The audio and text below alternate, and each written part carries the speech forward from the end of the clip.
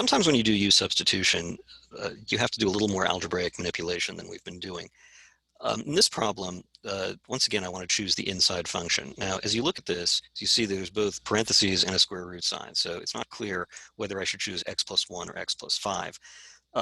Again, these are all just general guides for how you choose the correct how you make the correct choice of u. But it's going to turn out that the square root is a little bit more difficult to work with than the parentheses. So you're going to want to make the expression under the square root as simple as possible. So it'll be really nice if I can just have square root of u rather than some more complicated expression. That's going to work out in this case. So I'm going to choose u equals, let's write it down here, u equals x plus 1, and du is equal to dx. Okay, so I have here, clearly have that this is going to be the square root of u, and this is du.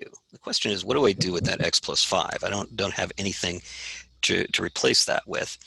Well, what I can do is I can solve for x in terms of u. So see that x, if u equals x plus 1, then that means that x is equal to u minus 1, just solving for x in terms of u. So that means that x plus 5 is going to equal u minus 1 plus 5, which equals u plus 4. So it means that this integral, and here I can replace this x plus 5 with u plus 4, means that I have, this is going to equal the integral of u plus 4 times the square root of u du.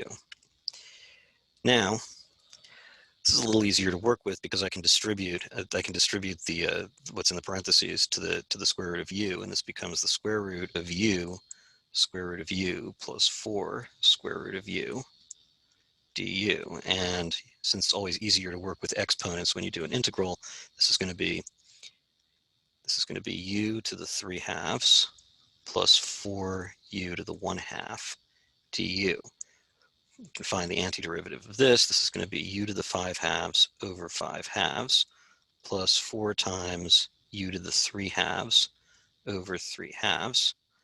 That equals 2/5 u to the 5/2 plus 8/3 u to the 3/2.